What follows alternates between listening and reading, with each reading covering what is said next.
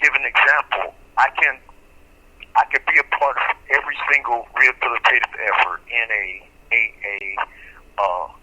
Kairos, all the different groups that they provide that allows interaction, and sometimes you go into these groups and conduct mock hearings on job interviews and things of the such that prepare you for re-entry into society.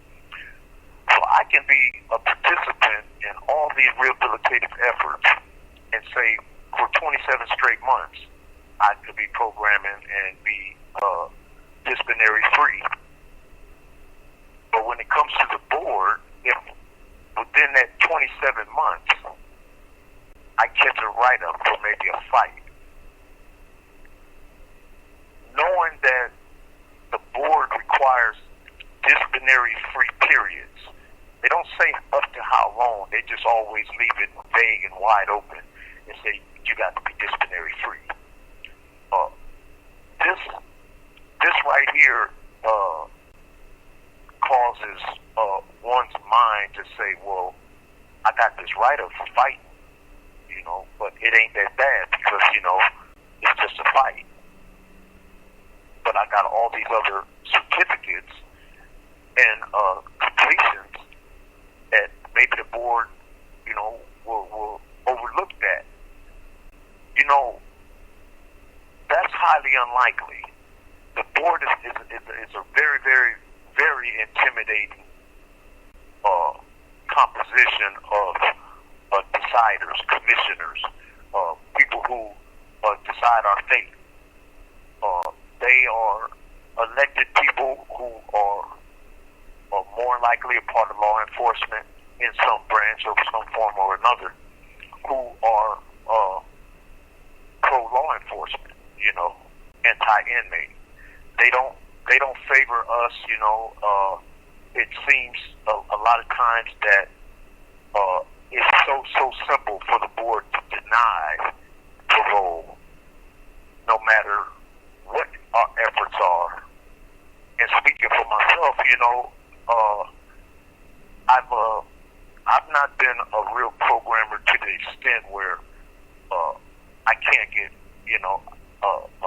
a long period of disciplinary free time, but I put forth my efforts and I've explained to the board that I've tried, but it always results in a denial.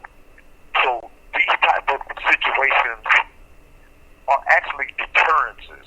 Mm-hmm. They deter people from wanting to go to the board because it's such an intimidating factor. They require you to have insight. This is something, insight has been something that's been incorporated into the law through court decisions, whether or not an inmate is eligible or should have been eligible for parole or not. This has never been something that was in the law. It said that this was a requirement that you must fulfill before coming to the board when we started doing our time. Being remorseful for your crime is automatic. One should feel some shame. One should feel embarrassed about his actions against society. Taking things from people who earn their keep, and we just go out and take it and rob people and steal and break into people's homes and things. That we should be ashamed of ourselves, and we should be remorseful as well when crimes that occur result in death and the loss of life, because of course the punishment is what it is, and even though one don't want to seem insensitive to that situation, because that right there would be a strike against you, to where when you go to the board, the very first thing they can see and say is that you're not even really remorseful. You just seem so insensitive. You act like taking a life is a simple thing, like it's no big thing. But they put words into people's mouths, and they take things personal. And with that power, they can take things personal, and they can decide your fate in a personal manner. Whereas your rehabilitative efforts mean nothing I know inmates who did 5 to 6 years clean disciplinary free time, and had, you know, an entourage of completion of chronos, and the board said that was a manipulation. You just manipulate. You're just trying to get out, you know. So you know, so this is not something that I'm just saying to be saying. There's people who can attest to this that's been denied parole after all this rehabilitative efforts, and it just seems so personal, you know. So going to the board is like almost being tried all over again.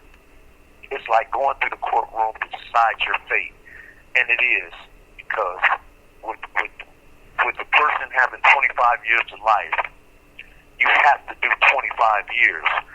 25 years in prison is a very, very, very long time. Yes, it is a portion of a person's it's a portion of a person's life that supersedes most people's ages when they come into prison. You be 18, 19, 20 years old. You have to do 25 years. It's like you will be 50. You will be an old, broken person by the time you complete the sentence. And the life expectancy of, you know, people in prison, or in general, you know, are 65 years old. So it's like, you know, you are convicted in a sense for these virtual death sentences with terminology and language, you know what I'm saying, that speaks to the contrary. But that's how it all works. And I don't like going to the board because, you know, and I don't like making excuses. Which, if I don't go, I don't have to make an excuse. It's my life. If they're gonna release me, they're gonna release me whether I'm present or not. And more than likely, they're not gonna release you, you know, if you're not showing up to represent yourself. And that's just like a blanket denial. You have to come in there to give them a reason to say no. And despite your efforts, like I said, anything that goes wrong is enough to deter you from even wanting to go to the board, because now it's designed to where if you get a denial, it's automatic 5 years denial. It's like, what kind of punishment? If you get one write-up that you serve your disciplinary detention or your suit term, in lockup, the punishment, you still go to the board and they say, well, you can't come back to the board for 5 years. Wow. You know, they can say 7 years, 10 years, or 15 years, just so that you can just have to sit and wait, regardless to your programming and rehabilitative efforts. You know, it's a sad affair, you know, and it's a lot of people who are being subjected to it, but I don't believe that people really look at it more. This call and your telephone number will be monitored and recorded. Because the what amount of time they offered, it has been. You have 60 seconds remaining. I was going to say, what they're really doing is taking away people's hope. You know, if you're trying to do it, say, you know what, okay, I'm trying to do it exactly the way you said, telling me to do it. And then they say, okay, you're denied, wait 5 years. That's a long time to wait, you know? So it takes away your hope. It causes hopelessness. It does. It causes a whole lot of hopelessness, you know. It just knocks the wind out of you. Yes. Yes, it sure does. Yeah, excuse me, Deb. I didn't mean to interrupt you. Oh, no, you're fine. We got to take a break. That's exactly. I mean, pause. Okay. All right. Okay, excuse me, y'all. We'll be right back. Turn from our little pause. And as I was saying that a lot of the matters surrounding rehabilitation, going to the parole board, building up your hopes for a parole release date, having high expectations, the board in itself, you know, measures and methods, it definitely causes a lot of hopelessness and despair, and it really does kind of knock the wind out of you, because when you try hard at anything in life, it's like somebody said, you're still no good. You know, that's like that. You know, that's like really cutting you short, despite how hard you try. And you know, there's people who are not built the same. There are people who have real issues. Mental health is very, very real in the state of California and in life period. So some people take things differently. Some people are not built the same as others, where they have the ability to endure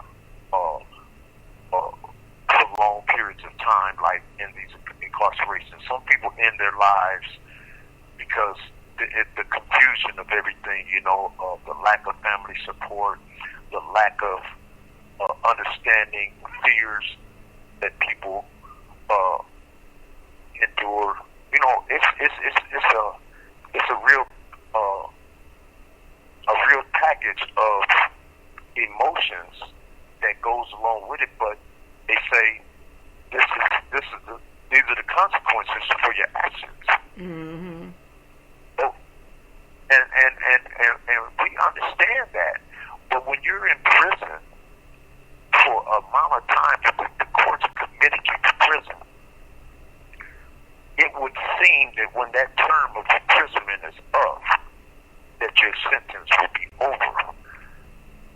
The scheme today doesn't allow that. It allows them to hold on to you like property, to continue to hold you, to continue to utilize you, to continue to not pay you, to continue to not reward you, to continue cutting off all hope of surpassing the test of what, you know, they call eligibility. You know, who's really eligible, who's really, you know, rehabilitated, who really has had enough. You know, it's the individual. I don't think there's no board member that can really tell an inmate that you don't have insight into your crime, that you are not remorseful, or that you're not rehabilitated. So these type of things, these people get paid. The board members are in place that are like the watchdogs for the legislature. The legislatures don't have time to do this type of job, so they create these agencies and these entities to perform the duties of watchdog, you know, the gatekeepers, to keep the criminal incarcerated and separated from society, so they're no longer threats to society. But they use these terminologies, continued threat to society, when no matter how long an inmate is in prison, you can only judge the inmate for how he is in prison. And if this environment provides a hostile environment where violence is so prevalent on a day-to-day basis, and that's the only thing that you're faced with, this is something that you're faced with day in and day out. This is what you become familiar with. These are the things that you become accustomed to. You almost become desensitized because you see so much violence on the yard every day that, you know, it's like it doesn't have an effect on you no more. But how can you say that right there makes you still a threat to society, when all a person actually may need is another chance to get back out of society, right, and put his efforts to use to become a citizen again, and to show that I could be on the job 8 hours a day, 5 days a week, resting on the weekend with my family, enjoying my family, and being crime free. You know,